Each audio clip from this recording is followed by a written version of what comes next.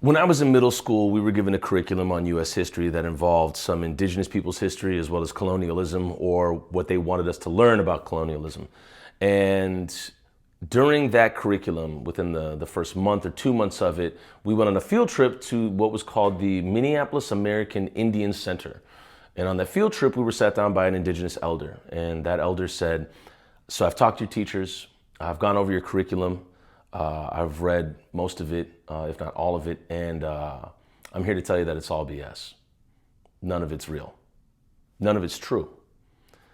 And I thought to myself, as a middle schooler, why would they hand us a curriculum that's not historically accurate to what actually happened, or something that's along the lines of truth within the confines of history? Why would they teach us something that favored a particular side? And this elder then essentially got the entire curriculum rearranged to speak a little more truth to what happened to the genocide of indigenous people in the United States. Fast forward to high school, we're finishing up our world history class, 10th grade world history, and I remember the last day, our teacher gave out candles to everybody and had us light the candle on fire and hold it. And he said, "I want you to never let this flame go out. I don't want you to ever let it extinguish in the idea that you'll never forget what happened in the Holocaust and what I've taught you here about the genocide committed against Jewish people."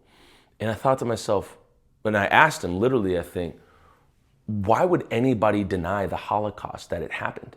Who benefits from that? That's crazy. We learned so much about world history here. We learned so much about what happened in the Holocaust and who perpetrated it and what went down. Why would anybody deny it? It didn't make any sense to me. Why would anybody want to essentially strip the truth from what happened there? Fast forward to college. I end up sitting down with a black elder, and it's in, I think, a workshop for theater.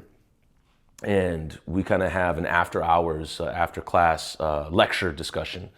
And this elder breaks down everything that is lied upon, everything that is inaccurate, everything that's not true, that we had learned up until that point about Black history and enslaved peoples in the United States.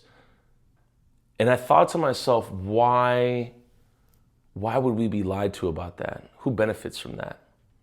And I think about today, what we're looking at happening in Congo and what we're seeing in Palestine.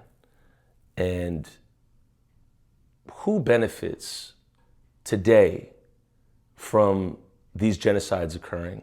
And even more so, if you want to take it another level, who benefits from essentially erasing the history books regarding what's happening right now? Somebody made a post regarding genocides in the past. They said, I can't believe, how did people let these things happen? Well, exactly like this, by justifying it, not talking about it, and the erasure of that history. And I think about today, and I ask this question to you: what can you educate yourself about today so there is never even the possibility that genocides occurring right now are never forgotten, never erased, and never written over as something else that happened other than the reality of what happened?